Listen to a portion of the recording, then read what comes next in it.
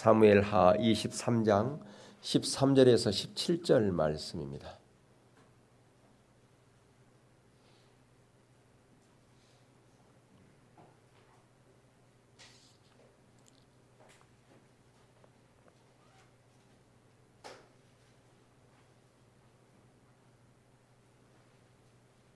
한 절씩 교독하겠습니다. 또 30두목 중 세 사람이 곡식 빌 때에 아둘람 굴에 내려가 다윗에게 나아갔는데 때에 블레 사람의 한 무리가 르비암 골짜기에 진쳤더라.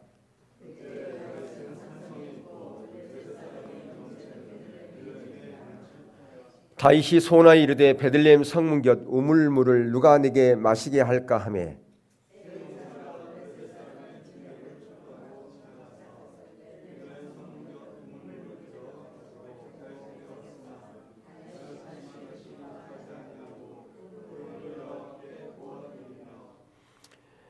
함께 봅니다. 이르되 여호와여 내가 나를 위하여 결단코 이런 일을 하지 아니리다.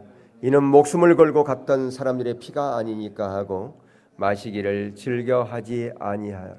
새 용사가 이런 일을 행하였더라. 아멘. 세월이 참 빠른 것 같습니다. 벌써 9월이 시작되었지 않습니까? 그래서 세월은 유수와 같다라고 하는 말이 실감이 나는 것 같습니다. 저와 여러분이 아무리 많은 것을 소유했다 할지라도요, 금방 우리를 가난하게 만드는 것, 그게 뭘까요? 그게 세월입니다.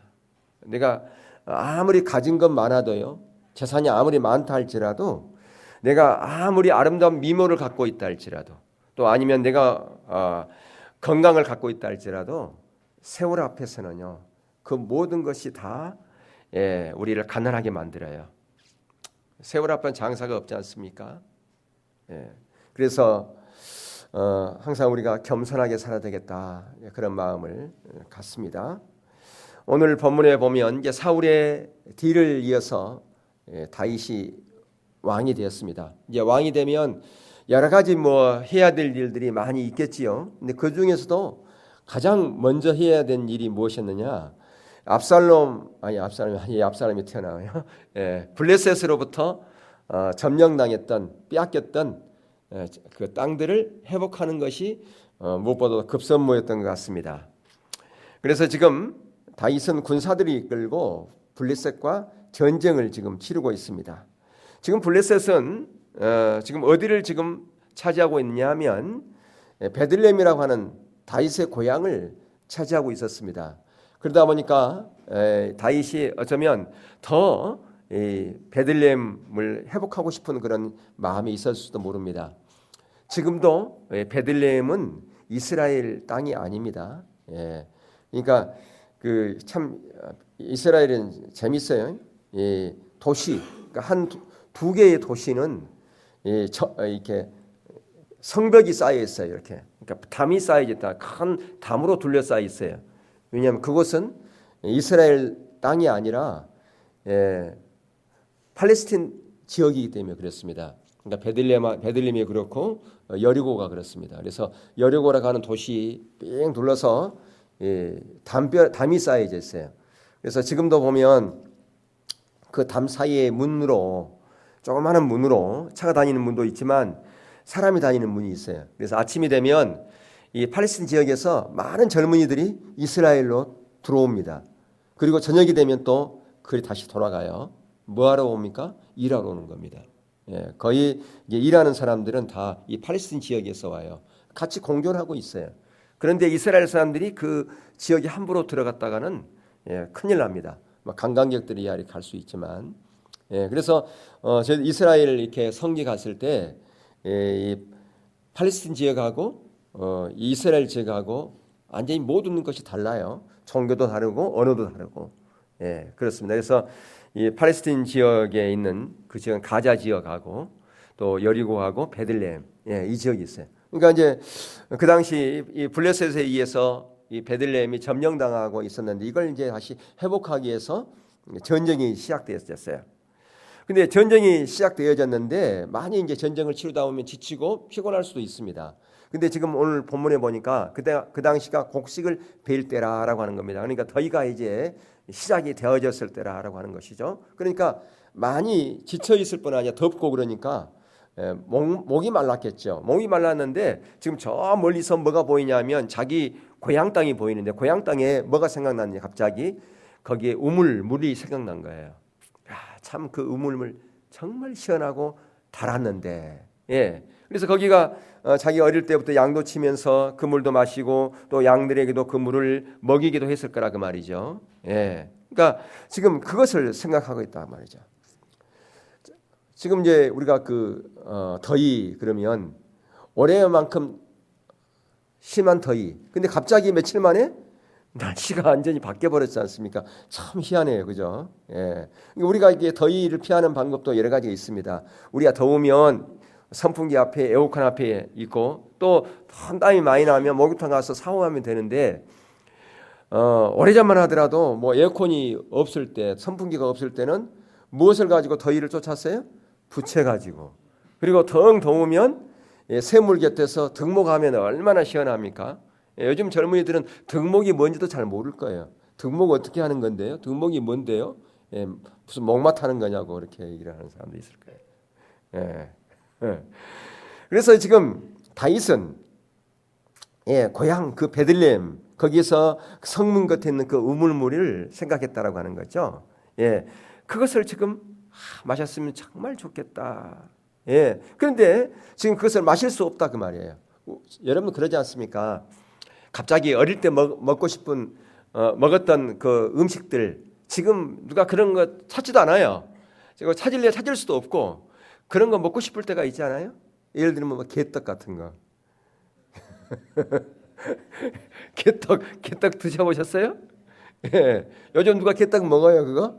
저도 안 먹을 거예요 그거. 예전에는 그런데 그 개떡이 이렇게 맛있어요. 밀가루에 삭가리 좀 이렇게 넣어가지고 밥에다 이렇게 올린 거 그거 그 개떡이잖아요. 그런 것도 있었지만 이제 보리방아 찍고 난 다음에 그 보리 가루들 썰어진 거 그거 모아가지고 거기다 또 삭가리 넣어가지고 밥에다 올리면 그게 또 개떡 그것도 개떡이잖아요. 그건 맛있었거든요. 근데 옛날에는 먹을 게 없다 보니까 그게 맛있었어요. 간식으로 먹고 그러면. 근데 지금은 먹을 게 하도 많다 보니까 우리 입이 고급화가 돼가지고 그런 음식 별로 맛이 없지 않습니까? 다윗도 어쩌면 그 어릴 때 그 추억이 생각났고 어릴 때에 그 먹었던 그 우물물이 생각났기 때문에 이렇게 더울 때에 이렇게 내가 지쳐 있을 때에 내가 어릴 때 먹었던 그 베들레헴 성문 곁에 있는 그 우물물 맛있으면 참 좋았을 건데 그렇게 이제 자기도 모르게 그렇게 중얼거렸다 그 말이에요. 그런데 그 중얼거린 말을 유심히 듣고 있었던 사람들이 있었어요. 누구냐? 새 용사였다 그 말입니다. 그런데 그 새 용사 그것을 듣고서는 목숨을 걸고 적진을 향해서 돌파해서 그 우물물을 떠와서 다윗에게 줬다 그 말이에요. 물을 길러왔어요. 어쩌면 어떤 사람은 깊은 상처를 입을 수 있어 부상을 당하고 왔을 수도 있었을 것입니다. 근데 다윗이 그것을 보고서 어찌 내가 이 물을 감히 마시겠느냐? 이것은 목숨을 걸고 다녀온 새 용사의 피가 아니냐? 다윗은 그 하나님께 그 물을 내가 바쳐야 돼. 이걸 내가 어떻게 먹겠느냐? 그리고 하나님께 부어드리면서 하나님께 바치면서 이것은 새 용사의 피입니다. 새 용사의 생명이다라고 그렇게 고백하고 있는 것을 볼 수 있어요. 여기서 우리가 삶의 원리 하나를 발견하는데요. 우리의 신앙은요. 자기 위주로 살아가면 절대로 이렇게 행동하지 못합니다. 자기 우선 자기 거 챙기는 사람이 어떻게 이런 일을 할 수 있겠어요? 하나님의 우선으로 살아가는 사람만이 이런 행동을 할 수 있다 그 말입니다. 가장 좋은 건 내가 먼저 챙기고 가장 좋은 건 내가 먹고 나의 이익을 모두 사용하는 것에 우선순위를 두는 사람은 절대로 이런 행동을 하지 못합니다. 하나님께 드리지 못한다 그 말입니다. 여러분 우리에게 소중한 것이 무엇입니까? 그것은 무엇과도 바꿀 수 없는 것, 내게 있는 것. 그게 여러분은 어떻게 사용하고 있냐라고 하는 것이죠. 다윗은 하나님께 물을 바치면서 용사의 피라고 합니다. 피라고 하는 것은 뭐예요? 생명이지 않습니까? 실상 물과 피는 모두 생명과 직접적인 관계를 가지고 있어요. 우리가 물이 없으면 우리 생명을 유지하지 못합니다. 그리고 우리의 피의 거의 대부분이 뭐예요? 물이자 수분이지 않습니까? 이처럼 피와 물은 깊은 관련이 있음을 볼 수 있어요. 다윗이 이 물을 용사의 피라고 하면서 바친 것은 곧 자기의 생명을 바친 것 같다라고 하는 것이죠. 그래서 예수님께서도 사람이 온 세상을 얻고도 제 목숨을 잃으면 무슨 이득이 있겠느냐라고 그렇게 말씀하면서 인간의 최고의 가치는 바로 뭐다? 생명이다라고 하는 겁니다. 그래서 우리가 생명을, 우리의 삶을 잘 갖고 가는 것도 우리의 책임이라고 하는 것이죠. 그래서 우리 믿는 사람들이 자살하는 것은요, 그것은 큰 제약이에요. 그런데 오늘날 어떤 그리스도인들은 그것도 직분이 있는 사람이 자살했다고 하는 그런 뉴스를 들으면서 참 가슴이 아파요. 어떻게 신앙생활을 했으면 저럴까? 자살하면 지옥 가는 것인데. 그래서 우리가 따라야 할 원리가 하나 있다. 그것은 우리의 생명, 우리의 삶 자체를 하나님께 헌신하는 것이다라고 하는 것입니다. 근데 우리가 하나님께 헌신하는 것을 여러분 이렇게 오해하면 안 돼요. 내가 주일 성수하고 헌금 드리고 또 내가 예배 드리고 때로는 일상적인 어떤 종교 행위 하는 거, 그것을 우리가 하나님께 드리는 헌신과 동일시해서는 안 된다 그 말입니다. 그래서 동일시하는 것이 뭐냐? 그것이 거짓 신앙의 율법주의예요. 그래서 이스라엘 백성들은 그걸 동일시했어요. 이사야 시대에 이스라엘 백성들이 얼마나 하나님 앞에 많은 종교 행위를 했습니까? 그들은 넘쳐났어요. 근데 그들은 생각하기를 우리가 이렇게 했으니까 하나님께 헌신했다고 생각했어요. 근데 하나님은 전혀 아니잖아요. 소돔과 고모라 백성이라고 그러고 너희 손에 피가 가득하다고 그러고 마당만 밟는다 그러고 예레미야 시대도 마찬가지고 예수님 시대 바리새인을 향해서 예수님께서 동일하게 질타했던 것을 볼 수 있습니다. 또한 우리가 교회에 와서는 영적인 예배를 드려요. 그러니까 영적인 것처럼 보여요. 근데 일상적인 어떤 삶에서는요 전혀 사회생활을 하는 데 있어서 세상 사람과 다름이 없는 그런 생존 투쟁 원리를 따라서 살아간다면 또 그렇게 살아가는 그 가치관을 갖고 있고 그렇게 살아가는 것이 전혀 제약시되지 않고 당연한 것으로 생각한다면요 우리 신앙은 하나님부터 멀리 떠나 있는 거예요. 그것은 신앙인이라고 볼 수가 없어요. 그런 사람들을 우리가 종교인이다 그렇게 얘기를 합니다. 종교인과 신앙인은 달라요. 180도 다릅니다. 이스라엘 백성들, 바리새인들 다 종교인이었습니다. 이사야 시대에 이사야서 1장에 나오는 그 이스라엘 백성들은 종교인이지 신앙인이 아니었다라고 하는 겁니다. 우리가 종교인이 되면 하나님을 대적할 수밖에 없어요. 그러나 신앙인은 절대 하나님을 대적하지 않습니다. 하나님 앞에 순전한 헌신의 자리로 가게 돼 있다라고 하는 것이죠. 여러분, 생명나무 열매 아시잖아요. 생명나무 열매를 먹게 하신 것은요 생명을 계속 유지하라고 생명나무 열매를 주신 거예요. 하지만 하나님과 주권 가운데 있기를. 왜 그래요? 우리 안에는 뭐가 있기 때문에 하나님의 생명이 있기 때문에 인간을 창조하신 후에 하나님께서 우리 가운데 입김을 부어넣으셨어요. 우리 안에 뭘 부어넣었습니까? 생명을 부어줬다는 겁니다. 하나님의 영혼을 우리 가운데 부어주었다라고 하는 것이죠. 그게 생명이에요. 그게 세상 사람과 다른 거죠. 그게 짐승과 다르다 그 말이죠. 그래서 생명나무 열매를 계속 먹을 때 그 생명이 유지되진다. 다시 말하면 하나님과 주권, 하나님과 친밀한 관계 가운데 있을 때 하나님의 생명이 우리 가운데 부어지는 것이다 라고 하는 것입니다. 그러니까 우리가 하나님께서 우리를 창조하시고 우리 가운데 입김을 생명을 불어넣으시고 생명나무 열매를 계속 먹게 하시는 것, 그것이 바로 예수님께 요한복음에서의 그 포도나무의 비유 아닙니까? 우리가 주님과 붙어 있을 때 우리를 통해서 우리의 열매가 아닌 하나님의 열매를 맺게 된다라고 하는 거죠. 우리의 생각이 아닌, 우리의 가치관이 아닌 하나님의 가치관, 하나님의 열매를, 하나님의 그 형상의 삶을 살아갈 수 있게 된다라고 이렇게 말씀하고 있는 것이죠. 그렇기 때문에 우리가 하나님의 주권 가운데 있을 때만이 하나님의 생명이 우리 가운데 부어지고 그 생명이 우리 가운데 부어질 때만이 우리가 하나님 앞에 순전한 헌신의 자리로 가게 되는 거죠. 다시 우리의 생명을 하나님께 드리게 된다라고 하는 것입니다. 그래서 그 생명이라고 하는 것은 우리의 삶의 일부분이 아니라 전부라라고 하는 것을 우리는 인지할 필요가 있습니다.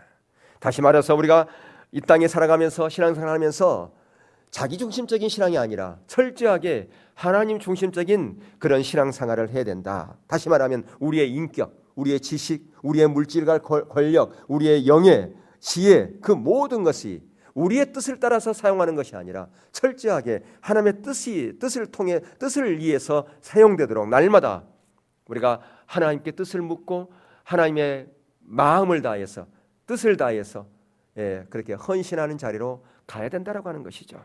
자, 오늘 새 용사가 떠온 물은 물이라기보다도 피라고 그렇게 다윗은 얘기했어요.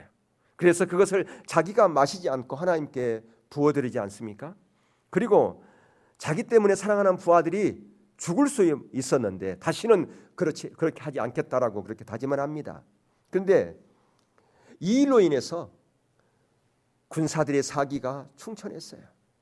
그들의 그 모습을 보면서 도전을 맞았다 그 말입니다. 우리가 이런 하나님의 말씀을 통해서 이런 용사들의 이런 하나님의 사람들의 그런 모습을 보면서 우리 가운데 도전을 주는 거예요. 오늘날 살아가는 사람들을 봐라. 이 새 용사를 봐라. 그들은 자기 일을 위해서 살아가는 자가 아니었다라고 하는 것입니다. 하나님 나라 영광을 위해서 하나님 나라를 확장하는 그런 자리로 우리를 인도하시고 도전을 하게 하신다 그 말이죠. 이것을 통해서 군사들의 사기가 올랐을 뿐 아니라 전쟁에서 큰 승리를 가져왔다 그 말입니다. 더 나아가서 이스라엘 백성, 이스라엘 나라가 강성한 나라로 그렇게 세워졌던 것을 볼 수 있어요. 그래서 오늘 본문을 통해서 보는 것은 다윗은 참으로 행복했겠다 그런 생각을 합니다. 왜? 이런 동역자들이 있었기 때문에 얼마나 행복했겠습니까? 목숨을 아끼지 않고 동역하는 자들. 그래서 오늘 말씀을 통해서 새 용사의 모습을 통해서 다윗의 모습을 통해서 우리는 순전한 헌신이 무엇인가라고 하는 것을 보려고 하는 것입니다. 가장 먼저 순전한 헌신은 듣는 것으로부터 시작되어진다라고 하는 것입니다. 베들레헴 성문 곁 우물을 얻고 싶다. 누가 나를 위해서 저 물을 가져올 수 있을까? 그것은 그냥 누가 들으라고 한 말도 아니었어요. 그냥 혼자 스쳐가는 말로 중얼거렸다 그 말이에요. 잠시 스쳐가는 그런 고향 어릴 때 생각이 나서 날씨가 너무 덥고 목마르다 보니까 그냥 혼잣말로 중얼거렸어요. 여러분 이런 말을 어떤 사람은 또 잘 들어요. 들을 때 어떻게 잘 들으냐면 부정적으로 잘 듣는 사람이 있어요. 그래서 뭐라 하느냐면 참 왕이 미쳤어 미쳐. 이런 나중에 무슨 고향에서 물이 천진데 여기서 먹으면 되지 무슨 뭐 베들레헴의 물이 뭐 별다른가? 그 물을 먹고 싶다 그러네. 참 한심해. 배부른 소리 하고 있어. 그렇게 부정적으로 꼭 말하는 사람들이 있어요. 그러니까 어떤 얘기를 들으면 꼭 그걸 곡해해서 들은 사람들이 꼭 있다라고 하는 것이에요. 근데 새 용사는 그 말을 들을 때에 그렇게 듣지 않고 마음속에 깊이 새겼다라고 하는 것이에요. 상대방의 말을 긍정적으로 듣고 마음에 새기는 것은 왜 그랬을까요? 그 왕을 사랑했기 때문에, 왕을 신뢰했기 때문에, 왕을 존경했기 때문에 가능한 거죠. 우리가 교회 내에서도 어떤 얘기를 할 때 리더였던 문제나 이런 걸 할 때 부정적으로 바라보는 사람들이 있어요. 그래서 꼭 그 말을 부정적으로 와전시키고 옮기는 사람들이 있어요. 근데 어떤 사람은 그것을 똑같은 말인데도 긍정적으로 바라보고 긍정적으로 받아들인 사람이 있다라고 하는 것입니다. 여러분 사람과의 좋은 관계의 시작도 마찬가지예요. 듣기로부터 시작해요. 바르게 들어야 돼요. 그것을 애곡해 들으면 안 돼요. 다른 사람은 전혀 그런 의도가 아닌데 들은 사람은 꼭 그 사람의 의도와 다르게 그렇게 듣는 사람이 있어요. 그러면 그것을 또 들어가지고 그것을 더 애곡해가지고 또 전하는 사람들이 있다 그 말이에요. 이 말이 와전되게 막 이렇게 퍼뜨리는 사람들이 있다라고 하는 것이에요. 여러분 우리가 듣기는 들었는데 문제는 말로 듣지 않고 소리로 들으면 그렇습니다. 여러분 소리하고 말은 달라요. 소리는 그냥 스쳐 지나가 버리는 거예요. 그게 소리예요. 그래서 여러분들 무슨 개가 말한다 그러지 않아요. 개가 짖는다고 개소리 그러지 개말 그렇게 하지 않아요. 사람의 말 그렇지. 사람의 소리로 들으면 안 돼. 사람의 말하는 거 소리로 들으면 안 된단 말이에요. 말로 들어야지. 또 우리가 말할 때 말로 해야지 소리 내서는 안 된단 말이에요. 의미가 없어요 소리는. 여러분 개가 말하는 거 소리 짓는 거 그것은 아무런 의미가 우리는 몰라요. 자기들끼리는 알아들을지 모르겠지만 우리는 그것이 무슨 의미인지 모른다고 말이에요. 예. 그래서 우리가 말을 들을 때, 바른 말을 들을 때, 바르게 들을 때, 열린 마음으로 들을 때 그게 우리의 마음에 담기는 거예요. 열린 마음으로 듣지 못하면요 그냥 스쳐 지나가 버리는 겁니다. 그러니까 열린 마음으로 그걸 들을 필요가 있다. 우리가 성경 말씀을 묵상할 때라든가 설교 말씀을 들을 때 열린 마음으로 들으면 그것이 내 마음에 담겨져 되게 돼요. 들리게 되고 마음에 새겨지고 그것을 삶에 적용하는 자리까지 간다 그 말이에요. 아멘. 예, 오늘날 가장 큰 문제는 무엇이냐 하면요, 들으려고 하려는 마음 자세가 너무 사람들이 다른 사람의 말을 잘 안 들으려고 그래요. 또 안 들으려고 그럴 뿐 아니라 자기 것만 주장하려고 하는 사람들이 있어요. 다른 사람 하는 말을 들으려고 하지 않은 사람이 또 이상하게 자기 말을 막 주장해. 자기 말을 막 들으라고 그래. 다른 사람 말은 듣지도 않으려고 그러면서. 참 이상하지 않습니까? 네. 그리고 또 들어도 그걸 애곡하게 듣고 판단하게 듣고 돌을 던지는 그런 사람들이 있다 그 말입니다. 여러분, 자기 주장만 강하고 남의 말을 무시하고 듣지 않는 사람들, 그런 사람들은 되게 보면 교만한 사람들이 되게 그래요. 되게 보면 남의 말을 잘 안 듣는 사람을 보고 우리는 뭐 한다 그러느냐? 남의 말을 잘 안 듣는 사람들. 그런 사람이 우리가 있어요. 그런 사람들을 우리가 한두 번 상대하다가 다음에는 상대를 하지 않으려고 그래요. 남을 비판하기 좋아하는 사람들 누가 상대하겠습니까? 그런 사람들이 교만한데 누가 그런 사람들 상대하겠습니까? 여러분, 그런 사람들은 결국 사람들이 환영해주지도 않고요. 다른 사람들이 또한 그런 사람 만나주지도 않기 때문에 갈 곳이 없어요. 기댈 자리도 없어요. 결국 왕따 당하고 만다 그 말입니다. 근데 새 용사는 다윗의 혼잣말을 왜 들을 수 있었을까요? 다윗과 비전이 같았기 때문에 그걸 긍정적으로 들었다 그 말이에요. 다윗을 사랑했기 때문에, 다윗을 신뢰했기 때문에, 다윗의 생각이 자기 생각이라고 생각했기 때문에 그것을 긍정적으로 받아들이고 마음에 새길 수 있었다 그 말입니다. 그리고 그것을 생명을 바쳐서 그 일을 행동으로 옮기죠. 두 번째, 그렇기 때문에 순전한 헌신은요 행동으로 옮기는 믿음이라 그렇게 말할 수가 있어요. 자, 오늘 새 용사의 모습에서 무엇을 발견합니까? 다윗이 혼잣말로 한 말을 놓치지 않고 그걸 뭘로 옮겼다고요? 행동으로 옮겼다 그 말입니다. 행동으로 보여주었어요. 중요한 것은 우리 믿음은요 행동으로 보여주는 거예요.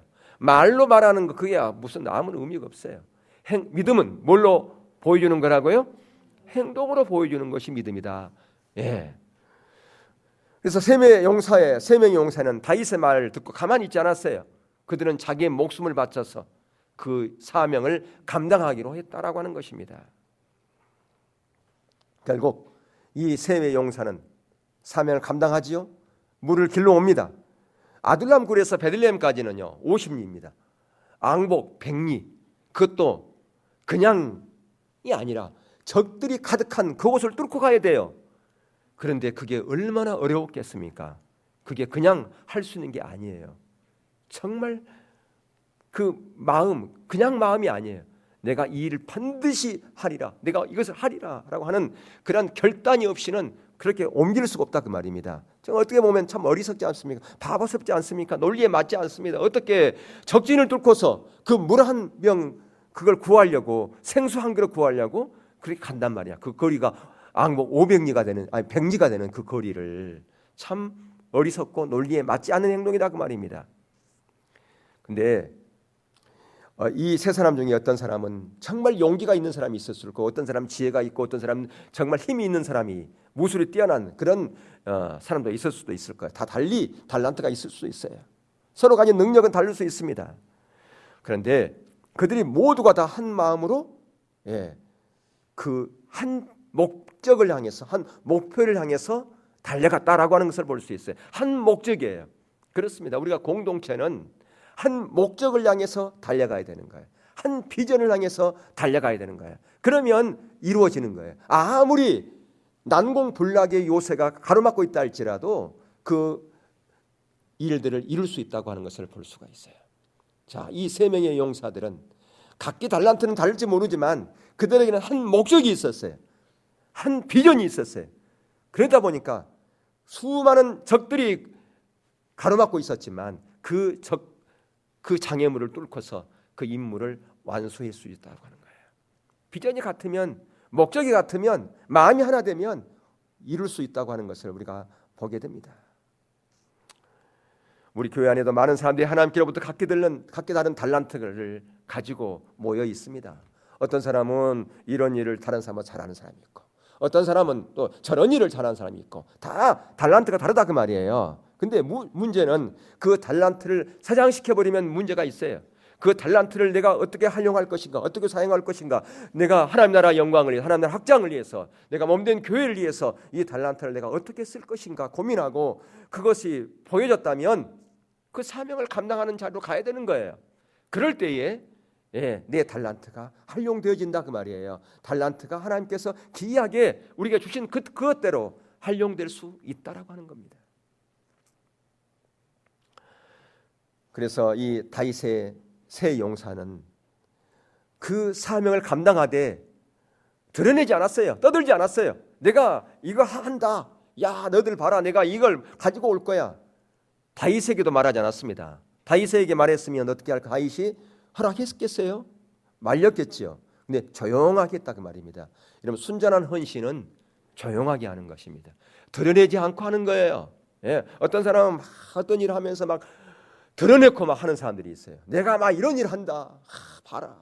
근데 그렇지 않았다 그 말이에요.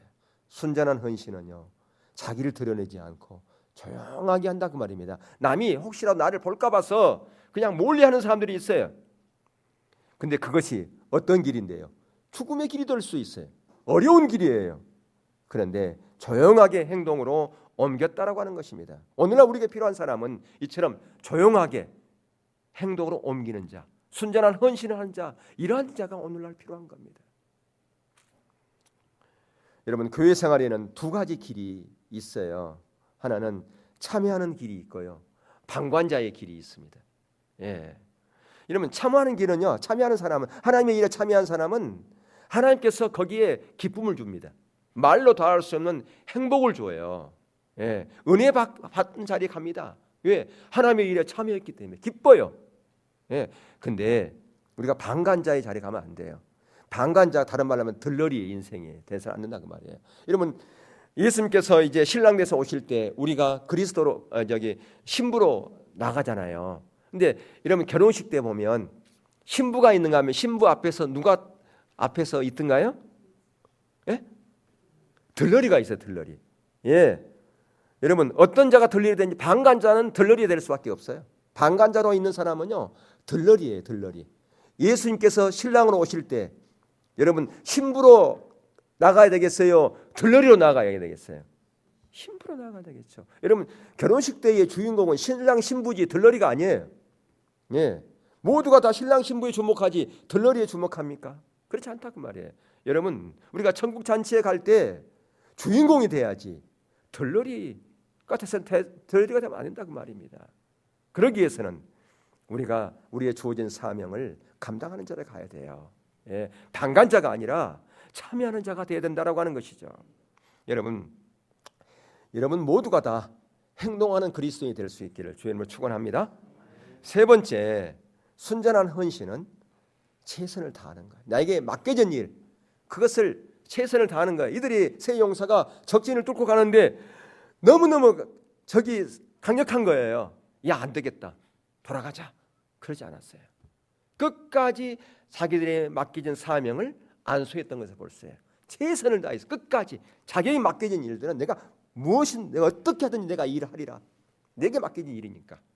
그게 참다운 그리스도인의 자세라, 순전한 헌신이다라고 하는 것이죠.